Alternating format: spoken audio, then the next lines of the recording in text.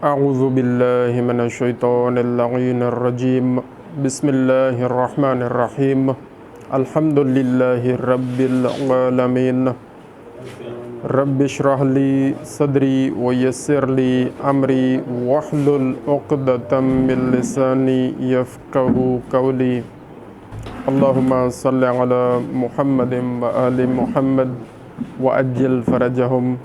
अस्सलामु अलैकुम व रहमतुल्लाह।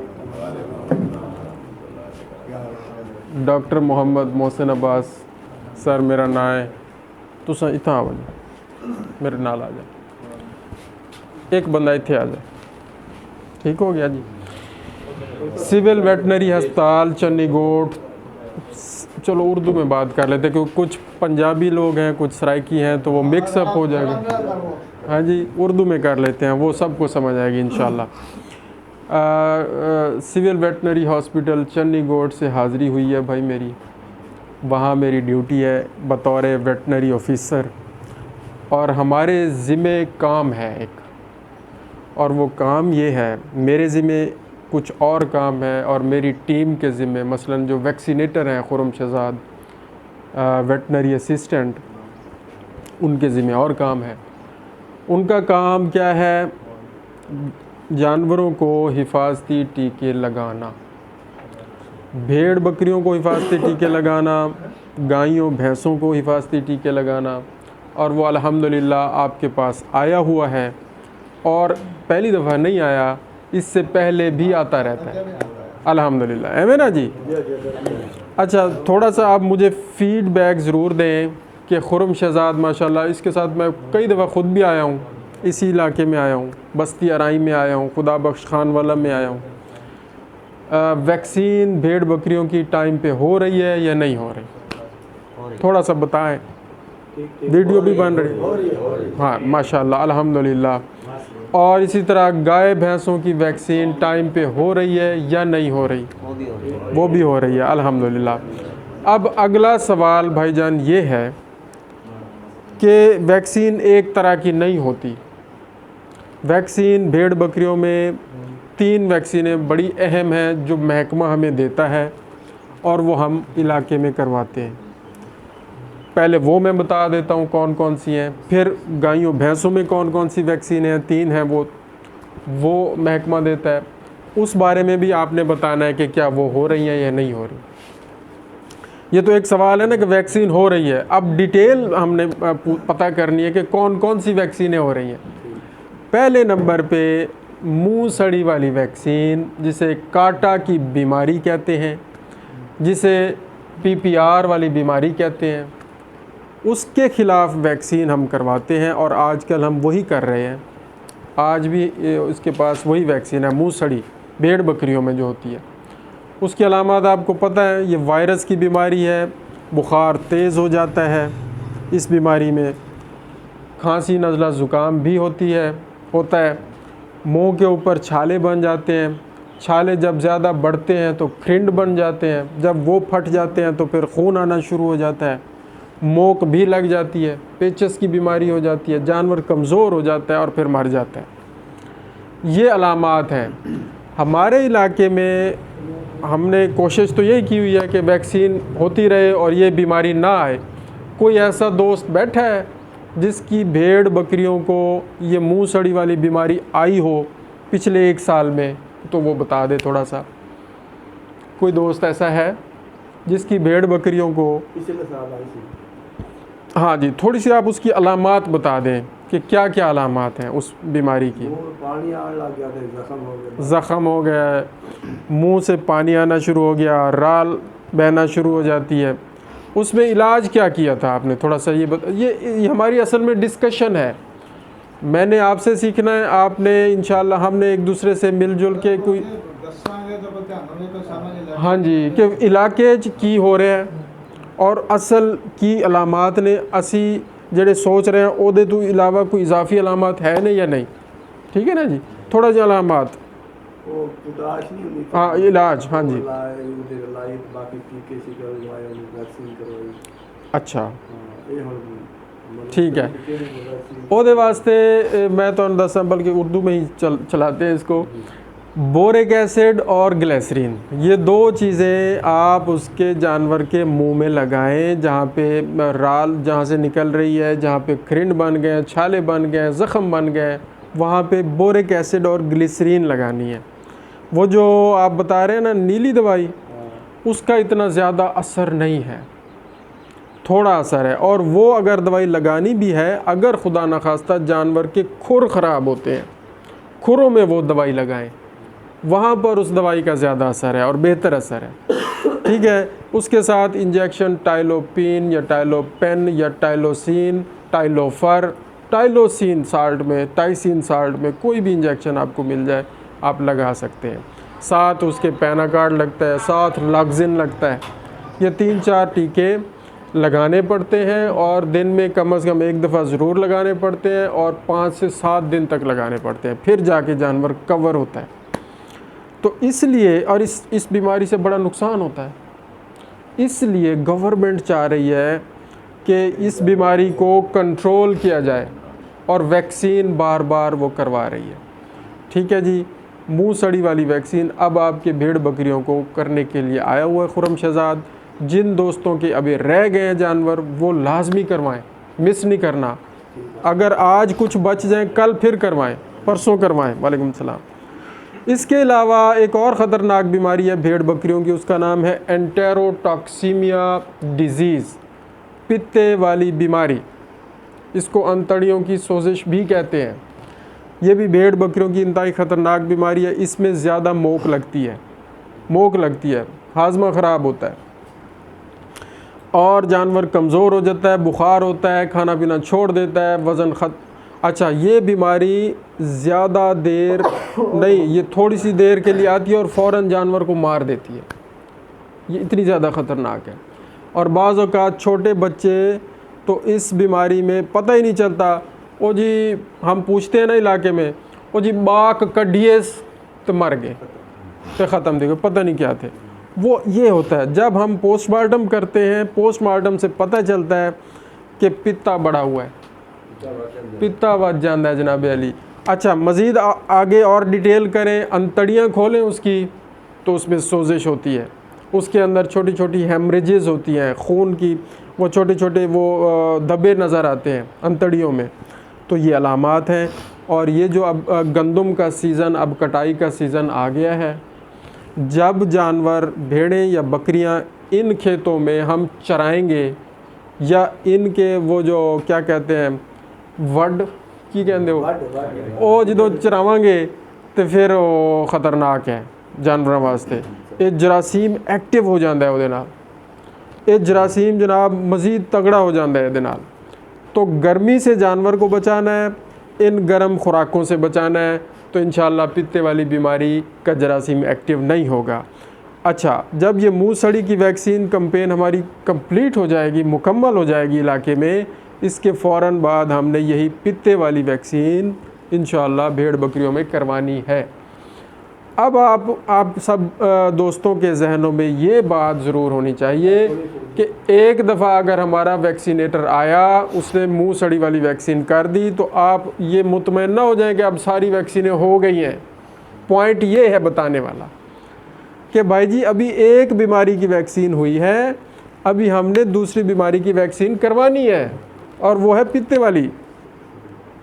मुंह सड़ी वाली साल में एक दफ़ा हो जाए बहुत है, काफ़ी है, ये 2 दफ़ा नहीं होनी। लेकिन पित्ते वाली बीमारी साल में 2 दफ़ा हमला करती है, तो इसलिए ये वैक्सीन भी साल में 2 दफ़ा होनी चाहिए। और वैक्सीन ये जो एक दफ़ा हो जाएगी, 6 महीने तक जानवर इंशाअल्लाह पित्ते वाली बीमारी से महफूज रहेगा। फिर उसके 6 महीने बाद दोबारा ये वैक्सीन होनी चाहिए, फिर जानवर महफूज होगा। अच्छा, अभी बात ख़त्म नहीं हुई, अभी भी हमें एहतियात करनी है, भेड़ बकरियों को अभी भी जानवरों को बचाना है। उसके लिए क्या है कि नवंबर और दिसंबर के महीने में आप लोग एक्टिव हो जाएं और आपको पता हो कि अब नमूनिया का मसला आ सकता है हमारी भेड़ बकरियों में। नमूनिया की बीमारी से बचाने के लिए नमूनिया वाली वैक्सीन है हमारे पास, वो नवंबर दिसंबर में होती है, सर्दियों में होती है, ठीक है ना जी। तो जब ये 4 टीके, 2 यानी पित्ते वाले टीके हर 6 महीने बाद, एक मूसड़ी वाला टीका साल में 1 दफ़ा, और ये एक नमूनिया वाला टीका साल में 1 दफ़ा अगर लग गया भेड़ बकरियों को तो फिर आप मुतमईन हो कि हमारे भेड़ बकरियों की वैक्सीन मुकम्मल हो गई है। ये ना हो कि साल में 1 दफ़ा टीका लग गया और आप कहें जी बस जी वैक्सीन हो गई है, वो एक चीज़ दी होएगी बाकी चीज़ां दी नहीं हुई। तो ये आप लोगों ने एक्टिव होना है। आप लोगों के पास खुर्रम शहजाद का नंबर होना चाहिए, इनके पास भी आपका नंबर सेव होना चाहिए, आपको पता हो कि अब किस बीमारी की ये हमने टीके लगवाने हैं। ठीक हो गया।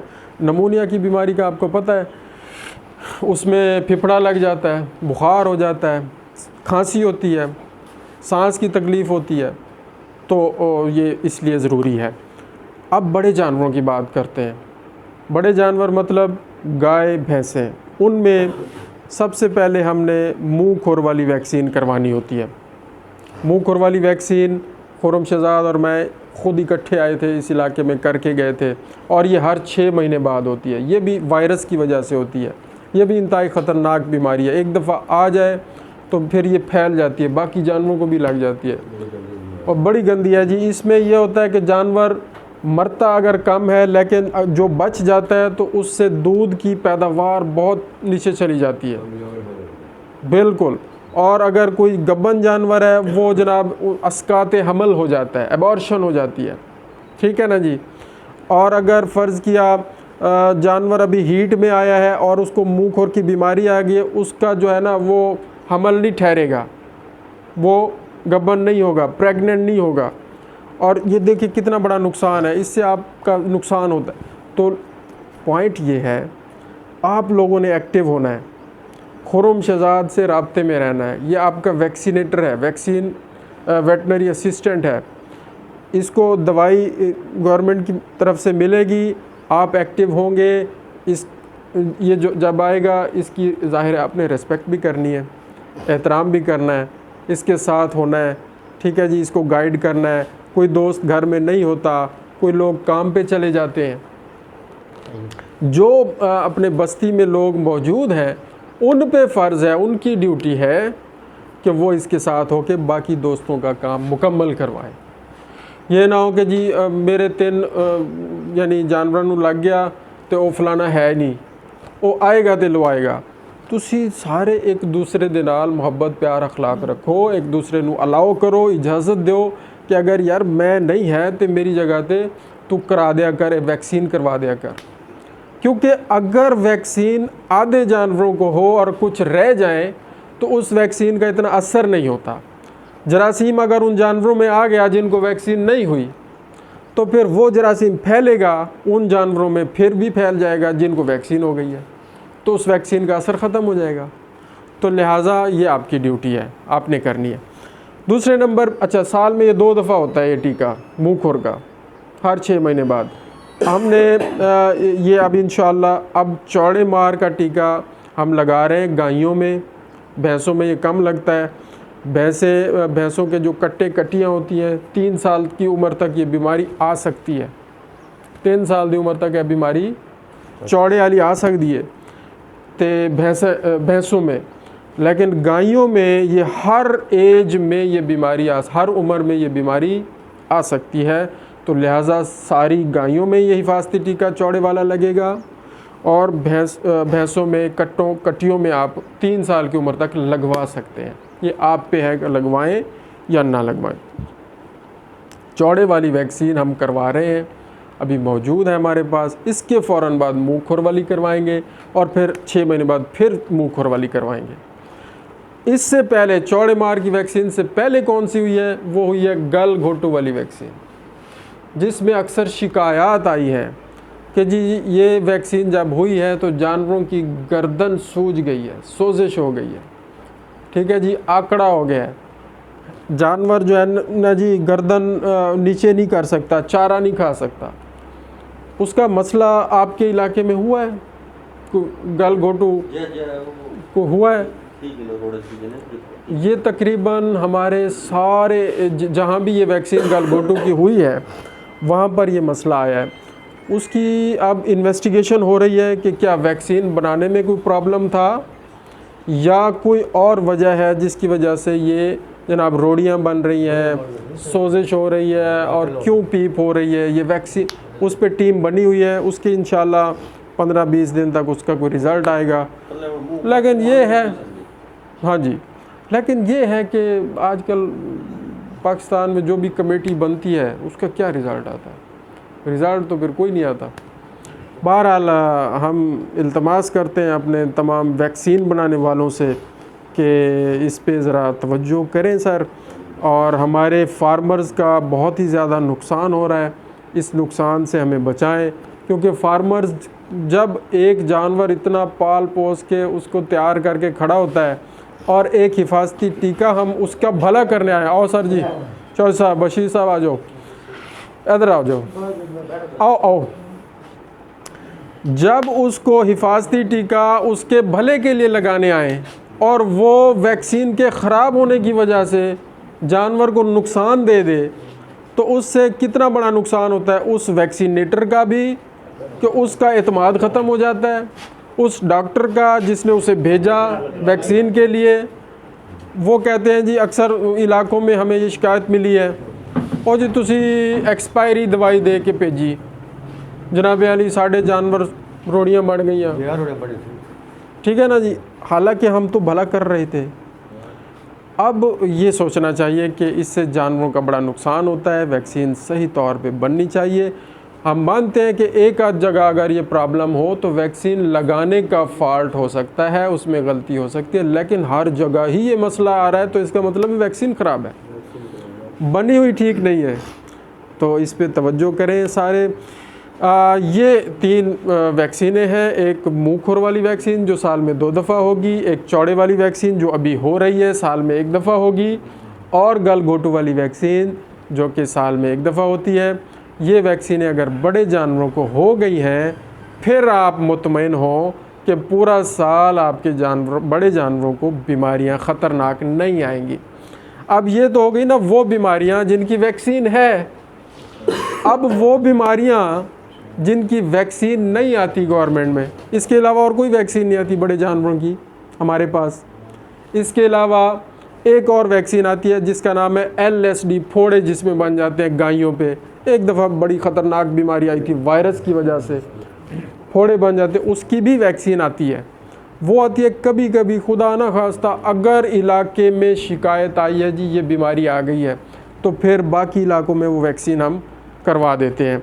और पिछले साल हो गई है, उससे पिछले साल हो गई है। अगर ये एक दफ़ा जानवर को लग जाए और 20-21 दिन बाद दोबारा उसकी बूस्टर डोज़ लग जाए तो ये पूरी ज़िंदगी दोबारा ये बीमारी उस जानवर में नहीं आती। ठीक हो गया, तो लिहाजा अब उसकी ज़रूरत नहीं है। लेकिन उन जानवरों में, जिन जानवरों में ये वैक्सीन नहीं हुई और नए जानवर आए हैं, तो उनमें अगर खुदा न खास्ता कोई इस तरह का वायरस आए तो फिर आप लोगों ने हमें बताना है, हम उसकी वैक्सीन मंगवाएंगे और इंशाल्लाह ज़रूर करवाएंगे। मुर्गियों के लिए गवर्नमेंट की तरफ से एक वैक्सीन आती है, रानी खेत वाली वैक्सीन, कोकड़े वाली वैक्सीन। कोकड़े की अलामात फील्ड में, इलाके में, आप मुर्गियां हैं ना सबकी थोड़ी बहुत, कोकड़ा यार जो आंदा है मैनू थोड़े आउंदे पक्कियां अलामत दसो कि पहचान की कोकड़ा आ गया, मैं थोड़ी जी दस दो, मेरी ज़रा लर्निंग हो जाएगी। किताबी गल्लां ते पता नहीं सानू, ज़रा फील्ड वालियां दस दो। नज़ला लग जाता है, नज़ला लग जाता है जी, अच्छा जी, उस तो बाद खुराक खांदी नहीं है बिल्कुल, ठीक हो गया। बाद जनाब जिला उदा पिठ वगैरह कर ली, वो बिल्कुल पानी जा होता है सबज रंग का, अच्छा, और उस तो बाद जनाब बिल्कुल ही कमज़ोर हो जाती है। ठीक है।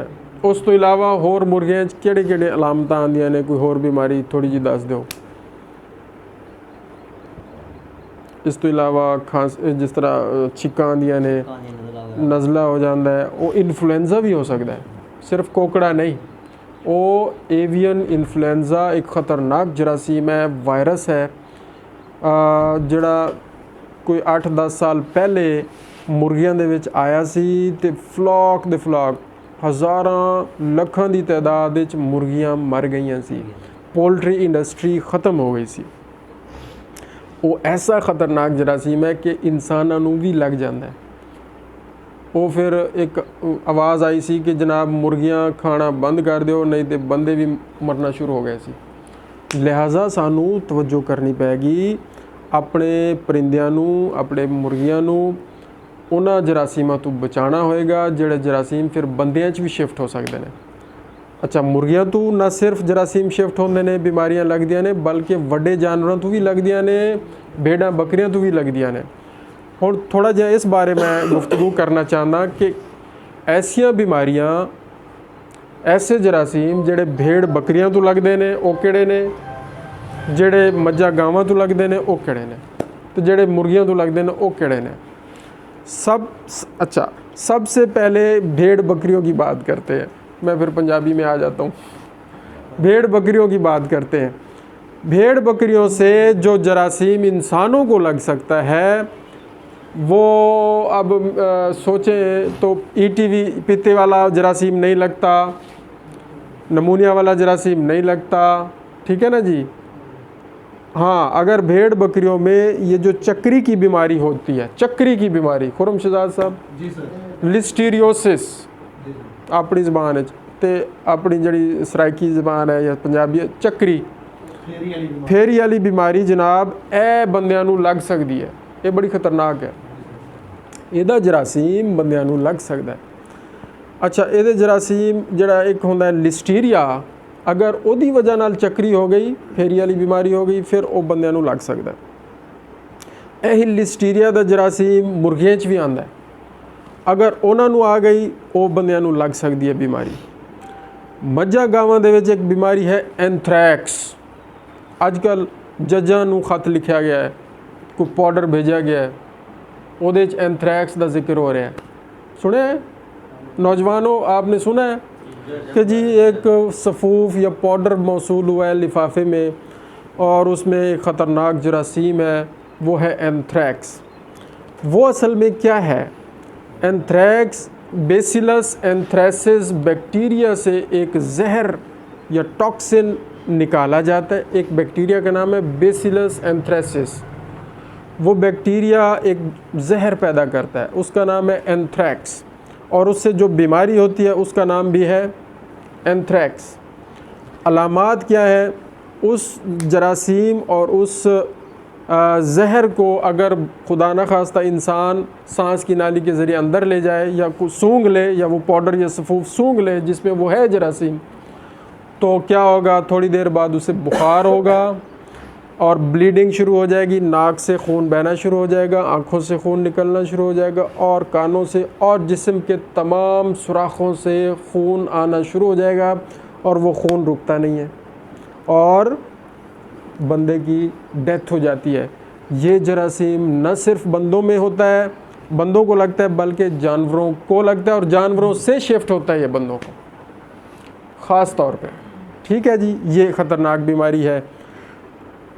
आखिर में ये मैं बताऊंगा कि इन सारी बीमारियों का हल सिर्फ एक है अगर हमने बचना है तो, और वो आपको पता भी है, मैंने सिर्फ तवज्जो दिलानी है। अच्छा, एक और बीमारी है जिसका नाम है जी स्ट्रैंगल्स ग्लैंडर्स। ए बीमारी जड़ी है जी खोतियाँ च होंदी, घोड़ियाँ च होंदी, ठीक है ना जी। गधों में भी होती है, खच्चरों में भी होती है। तो ये जो ग्लैंडर की बीमारी है ना जी, ग्लैंडर्स, जिसमें क्या होता है, जो नाक से रतूबत निकलती है और ग्रीन कलर की होती है, येलोइश भी होती है, ग्रीन भी होती है, ये ख़तरनाक बीमारी है। ठीक है जी, इसमें बुखार तेज़ हो जाता है, ये इंसानों को भी लग जाता है ये जरासीम, और इंसान भी बीमार हो जाते हैं और इंतहाई सीरियस कंडीशन होती है। इसके अलावा एक बीमारी है ब्रुसिलोसिस। ये गायों से, भैंसों से, भेड़ों से, बकरियों से, नर हो या मादा हो, उन सब से लग सकती है। ये कब लगती है? जब खुदा न खास्ता उनके अंदर वो जरासीम हो और बच्चा अस्कात हमल हो गया, बच्चा जनाब ज़ाय हो गया, निकल आया गाय का, भैंस का, उसके अंदर जो जेर होती है ना, जेर, उसके साथ ये जरासीम लगा होता है। और जेर जब रुक जाती है जानवर के अंदर, और जब आप किसी डॉक्टर को बुला के कहते हैं जी हाथ से निकाल दें, और वो डॉक्टर साहब एहतियात नहीं करते और आके हाथ से निकाल देते हैं और फिर हाथ अच्छे तरीके से नहीं धोते और फिर नहाते नहीं हैं, तो वो जरासीम उनको लग जाता है। और वो जरासीम सांस की नाली के ज़रिए या किसी तरह अंदर अगर चला जाए खुदा ना खास्ता, तो ब्रूसिलोसिस हो जाती है। उसका नुकसान ये है कि इंसान जो मर्द है वो हो जाता है क्या, नामर्द हो जाता है। और अगर खुदा नामर्द इस तरह कि उसका जो सीमन है ना, सीमन के अंदर ये जरासीम होता है। अब वो अगर खुदा न खास्ता वो सीमन, ज़ाहिर है शादीशुदा अगर मर्द है तो वो सीमन आगे शिफ्ट करेगा अपनी मिसेज़ को, वो जरासीम उसमें चला जाएगा। गंठिया वाह की बीमारी भी हो जाती है इससे, जोड़ सूज जाते हैं, ठीक है ना जी। जोड़ों में शदीद दर्द होता है, बहुत तेज़ बुखार होता है और इंतहाई तकलीफ़ की आलम में होता है इंसान। तो ये बीमारी भी जानवरों से लगती है। इसके अलावा ट्यूबरकुलोसिस, टीबी की बीमारी जानवरों से लगती है। गायों में ख़ास तौर पे ये टीबी का मर्ज़ ज़्यादा होता है। जो गाय खांसे बार बार, ठीक है ना जी, और वक्फे से खांसे, ये नहीं कि हर टाइम, कुछ वक्फे के बाद थोड़ा सा खांसे, फिर कुछ वक्फे के बाद, और कमज़ोर होती जा रही है गाय, इसका जरासीम दूध के अंदर बाहर आता है। गोबर के ज़रिए भी आ सकता है बाहर, पेशाब के ज़रिए भी बाहर आ सकता है। खांसते हुए अगर उसका थोड़ा सा रतूबत बाहर निकली है और खुरली में गिर गई है तो वो जरासीम उधर मिक्स हो गया, और साथ वाला जरासीम, साथ वाला जानवर जो उसके साथ खा रहा है, खुरली शेयर कर रहा है, या पानी का एक ही बर्तन, वो आगे शिफ्ट हो जाएगा, उनको लग जाएगा। और जो पानी पिलाने वाला है, चारा डालने वाला है, और जो जिसने मिक्स करनी है तूड़ी और चारा, वो जरासीम उनके हाथों को लग के उनके अंदर चला जाता है, और टीबी इंसान को भी हो जाती है। और भी बहुत सारी बीमारियां, मसलन एक है बावलापन की बीमारी, गायों में भी होती है, कुत्तों में भी होती है, भैंसों में भी होती है, भेड़ बकरियों में भी होती है। और ये लुआब के ज़रिए ये जरासीम फैलता है, और कुत्तों बिल्लियों से ज़्यादा फैलता है। जिन दोस्तों ने अपने घरों में रखे हुए हैं डॉग्स, कैट्स, कुत्ते, बिल्लियाँ, उनको चाहिए कि उनको ये वैक्सीन ज़रूर करवाएं। नौजवानों ख़ास तौर पर नोट करें कि कुछ नौजवान हमारे बड़े शौक़ रखते हैं इस तरह के, बिल्लियाँ पाली होती हैं, गोद में उठाया होता है, छोटे पप्स, डॉगी पाले होते हैं, गोद में उठाया होता है। बिल्कुल ठीक है, प्यार करें, मोहब्बत करें, लेकिन ज़रा एहतियात भी करें। पता हो कि इनसे हमें जरासीम लग सकते हैं। उनका लुआब, उनकी राल आपके कपड़ों को ना लगे, हाथों को ना लगे। अगर लग गया तो आप धोएं, उसको साफ़ करें, ठीक है ना जी। और अपना ख्याल रखें।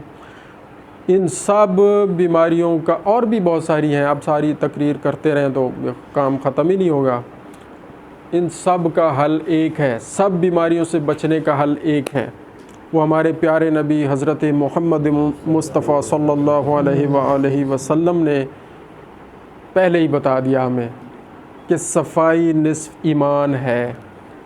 सफाई रखें सर, जानवरों की भी सफाई रखें, उनकी जगह की भी सफाई रखें, अपनी भी सफाई रखें, अपने घर की भी सफाई रखें। और सफाई का जो बेहतरीन ज़रिया दीन इस्लाम में बताया गया है, हुज़ूर पाक सल्लल्लाहु अलैहि वसल्लम ने हमें बताया क्या, वज़ू करें, बावज़ू रहें। जो बंदा बावज़ू रहता है उस पे रहमतें हर वक्त जारी और सारी रहती हैं, उससे जरासीम दूर रहते हैं। उसने मसलन अगर 5 नमाज़ें ही पढ़ता है और 5 नमाज़ों से पहले वज़ू करता है, ज़ाहिर है, तो अगर वो 5 टाइम वज़ू कर ले एक दिन में, तो इंशाअल्लाह अज़ीज़ उसके हाथ और मुंह और नाक जहाँ से जरासीम फैल सकते हैं वो जरासीमों से पाक हो जाते हैं। अच्छा, जब भी ये कोशिश किया करें, जब भी वाशरूम जाएं, वापस आएँ, साबुन से हाथ धोने के बाद वज़ू कर लें। जब भी जाएं, ये रूटीन बना लें। और जब आप दाएं में वज़ू यानी हमेशा वज़ू की हालत में रहेंगे तो फिर देखें आपकी सेहत में कितनी बरकत आती है, आपके चेहरे की नूरानियत में कितनी बरकत आती है, आपके घर में कितनी बरकत आती है और ज़िंदगी में कितनी बरकत आती है। और जो बंदा हर वक्त वज़ू में होता है वो कोई काम ना करे, वो इबादत में होता है, आराम से बैठा हुआ है क्योंकि वज़ू किया हुआ है, इबादत में है। शायातीन उस पर हमला नहीं करते। गलत ख़यालात नौजवानों या आप लोगों के लिए, बुज़ुर्गों को तो पता है सारा, गलत ख़यालात नहीं आते, फजूलियात में बंदा इन्वॉल्व नहीं होता और अल्लाह ताला की रहमत से वो अच्छी चीज़ों की तरफ मुतवज्जे रहता है। तो ये एक मैसेज था नौजवानों के लिए ख़ास तौर पे कि बावज़ू रहें, सफाई का ख्याल रखें। अब मेरा ये है कि मैं चाहता हूँ कि अब आप बुज़ुर्गान थोड़ा थोड़ा अपने तजर्बात ज़िंदगी के शेयर करना चाहें वो बताएं, कुछ जानवरों के हवाले से पूछना है वो पूछें, जो शेयर करना है वो बताएं, कोई नुस्खा बताएं, कुछ मैं भी सीख के जाऊँ यहाँ से, मेरा भी फ़ायदा हो। पहले यहाँ से शुरू करें जी। सर जी कोई नुस्खा है तो वो दसो, कोई तजर्बा है अपना तो वो दसो। चौ साहब जी जी। कारोबार करने ना वजू बावजू रह नहीं सकते। नंबर 2 दूजा बीमार जानवर होंदा, अगे बीमार होंदा सी, बाहर जानवर में सट होना, हाँ जा खादियां सन जी जी जी, सुनिया और हर शह खांदी सी। हुण किते वेखिया कि इत्थे जे कोई बीमार हो गया, मैं कसाई नूं सद्दिया, उन्हें 5-4 हज़ार रुपया दिता, मैं चुक के लै गया। कसाई चुक के ले जाते ने तो वही गलत गोश्त, ख़राब गोश्त इंसानों नूं खुआ रहे ने। बहुत अच्छा मसला इन्होंने पेश किया है और बड़ा ही अहम। चीज़ सफाइयाँ गल्लां कर लैनियां सौखियां, काम करना या कराना आप तुसीं हुण करो जिन्नियां गल्लां कीती, सारा दिन होर तो काम ही नहीं कर। सानू हुण 3600 काम ने, आए भजदे नसदे, आए धुप्प दे उत्ते, माल बंदा पानी पियाओ भी उन्हें छेती करो। और यार पानी रुड़ गया कुड़िया वो बनना असीं उधर नसे वजू का करिए कि असीं ठीक हो गया। पहले तो साडी इको ही गलती है। अगे वडेरे असन डंगर बीमार हो गया, मर गया, उन्हें बाहर सकता। हाँ जी, मोहन बेच देंगे, दरिंदे खा देंगे। दरिंदे बिल्कुल ठीक है। और निज़ाम दसे जाए बंदा पे किसी ने जानवर खड्डा काट के पूरन का टाइम ही है नहीं किसी को। हाँ लाइन को सेट और ढेर दा टाइम है कोई गल बिल्कुल सही गल है। कसाई ने सद्या, उन्हें 5-4 हज़ार रुपया दिता। बाबा जी सही कह रहे हो तुसी। अच्छा सर मैनू ਜਿਹੜਾ ਬਰਗਾਲ ਹੈ ਬੰਦੇ ਖਾਂਦੇ ਆ हाँ बंदे खांदे ਉਹ ਬੰਦੇ ਖਾਂਦੇ वो सर बिल्कुल तुसी सही कह रहे हो इस पासे। अच्छा हुण देखो बाबा जी ने बहुत अच्छी गल तवज्जो मबजूल कराई कि ਜਿਹੜਾ मुर्दार गिद्धां खांदियां सी ਉਹ ਹੁਣ ਕਸਾਈਆਂ ਨੂੰ ਬੰਦੇ ਵੇਚ ਦਿੰਦੇ ਨੇ, ਕਸਾਈ ਜਨਾਬ ਉਹਨਾਂ ਨੂੰ ਬੰਦਿਆਂ ਨੂੰ ਖਵਾ ਦਿੰਦੇ ਨੇ। ਹੁਣ ਦੇਖੋ ਜੀ ਜਿਹੜਾ ਕਸਾਈ ਲੈ ਕੇ ਜਾ ਰਿਹਾ ਉਹ ਵੀ ਮੁਸਲਮਾਨ ਹੈ ਨਾਮ ਦਾ, ਜਿਹੜਾ ਵੇਚ ਰਿਹਾ ਉਹ ਵੀ ਮੁਸਲਮਾਨ ਹੈ। ਅੱਲਾਹੁ ਅਕਬਰ, ਅਸੀਂ ਸਾਰੇ ਮੁਸਲਮਾਨ। ਸਹੀ ਹੈ ਸਹੀ ਗੱਲ ਹੈ ਤੁਹਾਡੀ, ਬਿਲकुल ਸਹੀ ਗੱਲ ਹੈ। ਮੈਂ ਉਹੀ ਕਹਿ ਰਿਹਾ ਨਾ, ਦੇਖੋ ਇਹ ਮਸਾਇਲ ਨੇ। अच्छा फिर जेड़ा सुनो सर जी, हुण खुदा ना खास्ता अगर कोई ख़राब या गंदा या मुर्दार गोश्त वेच रहा है, उहदा ईमान कित्थे गया? जेड़ा बेचारा खा रहा उहदे उत्ते उहदा असर की होएगा? उहदे उत्ते असर भी ज़ाहिर है उल्टा होना। वो भावें जिन्ना मर्जी वज़ू करी जाए, जो मर्जी करी जाए, वो अंदर चला गया माल हराम, उहदे उत्ते गल दा असर ही नहीं होना। बहरहाल हाँ अंदर वो बीमारियां आ गई ने, डॉक्टर नहीं पता लगता। सही गल है, उसकी वजह यही है ना, उसकी वजह यही है ना। बिल्कुल जरा सी भी आ जिम्मे बर्दार को छती जाए ये चीज़ों असा लोगों ने तवज्जो ना की। सही गल बस ਉਹਨਾਂ ਨੇ जी बुजुर्गो तुसी थोड़ा जा जी जनाब अली ਅੱਛਾ ਉਹਨਾਂ ਨੇ ਮਕਸਦ ਹੈ ਕਿ ਇਲਾਜ ਵੀ ਠੀਕ ਕਰਨਾ ਸਾਡਾ ਮਸ਼ੀਨਾਂ ਜਿਹੜੀਆਂ ਦੇ ਕੇ थोड़ा जा अगे यार नौजवानों ਨੂੰ जरा नुमाइंदगी दो ना नौजवानों कोई सवाल करो यार कोई तजर्बा अपनी जिंदगी का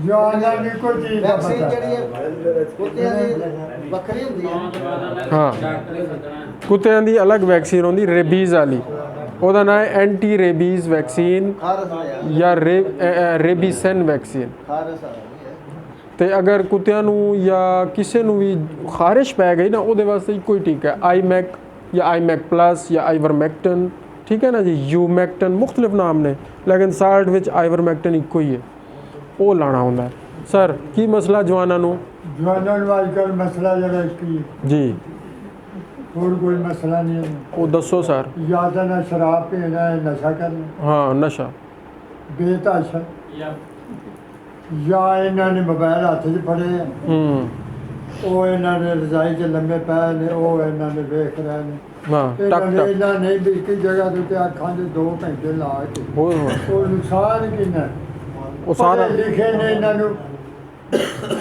ਬੋਲਣ ਦੀ ਤਜ਼ੀਮ ਨਹੀਂ ਜੇ ਕੋਈ ਵੱਡੇ ਨੇ ਗੱਲ ਕੀਤੀ ਤਾਂ ਉਹਨੂੰ ਇਹਨਾਂ ਨੂੰ ਬੋਲਣ ਦੀ ਤਜ਼ੀਮ ਅੱਲਾਹ ਤਲੀਮ ਸਾਡਾ ਬੱਚੇ ਪੜ੍ਹਦੇ ਨੇ ਅੱਗੇ ਹੁੰਦਾ ਸੀ ਵੀ ਬੱਚਿਆਂ ਨੂੰ ਮਸੀਤ ਘੱਲੋ ਸਕੂਲ ਘੱਲੋ ਤਾਂ ਕਿ ਬੱਚਿਆਂ ਨੂੰ ਕੋਈ ਤਲੀਮ ਹੋਵੇਗੀ ਕੋਈ ਬੋਲਣ ਦੀ ਕੋਈ ਸ਼ਾਊਰ ਹੋਵੇਗਾ ਕੋਈ ਬੈਠ ਉੱਠਣ ਨਾ ਉਹ ਜੋ ਸ਼ੈਤਾਨੀ ਕੰਮ ਹੈ ਅੱਜ ਤੁਸੀਂ ਦੇਖ ਹਰ ਬੰਦੇ ਕੋਲ ਮੋਬਾਈਲ ਹੈ हाँ जी ਬੱਚੇ ਕੋਲ मोबाइल ਉਹਦਾ ਮਾਂ ਪਿਓ ਕੋਲ ਪਿੱਟ ਪੁੱਟ ਕੇ ले लेना ਮਾਂ ਪਿਓ ਜਿਹੜਾ ਉਹ ਕੰਮ ਪੇ ਕਰਦਾ ਆਪ ਜਿਹੜੇ ਨੇ ਉਹ ਬੈਠੇ ਨੇ ਮਕਸਦ ਦੇ ਦੁਕਾਨ ਇਸ ਮੋਬਾਈਲ ਦੇ ਵਾਕਈ ਸਾਡੀ ਨੌਜਵਾਨ ਨਸਲ ਦੇ ਉੱਤੇ ਜਿਹੜੀ ਚਾਸ ਹੈ ਉਹ ਤੁਹਾਡੇ ਕੋਲ ਨਹੀਂ ਹੈ ਚਲਾਓ ਟਿਕਟੋਕ ਤੁਹਾਨੂੰ ਪਤਾ ਲੱਗੇ ਹਾਂ ਮੈਂ ਕਿਹਾ ਮੋਬਾਈਲ ਹੈ ਟਿਕਟੋਕ ਚਲਾਓ ਤੇ ਚਾਸ ਉਹੀ ਨਾ ਟਿਕਟੋਕ ਲੋ ਉਹਨਾਂ ਕੀ सही कह रहे ਟਿਕਟੋਕ टिकटॉक ਸੁਣਿਆ देखो ना जी गल है बिल्कुल ठीक। ਗੱਲ ਸੁਣ ਪੁੱਤਰ सुनो सुनो सुनो सुनो सुनो सुनो ਤੇਰਾ ਬੱਚਾ ਸੀ ਨਾ ਤੇਰਾ ਬੱਚਾ फोकस करो ਕੰਮ ਕਰ ਰਿਹਾ ਮੈਂ ਉਹਨੂੰ ਦਬਕਾ ਮਾਰਿਆ ਨਾ ਮੈਂ ਤੇ ਤੂੰ ਹੱਥੋਂ ਮਕਸਦ ਬੱਚੇ ਨੂੰ ਝਿੜਕਣਾ ਹਾਂ। ਉਹ ਠੀਕ ਹੈ ਵਡੇਰੇ ਨੇ ਸਮਝਾਇਆ ਹੋਣਾ ਵੀ ਇਹ ਨਹੀਂ ਹੁਣ ਜੇ ਮੈਂ ਆਖਿਆ ਨਾ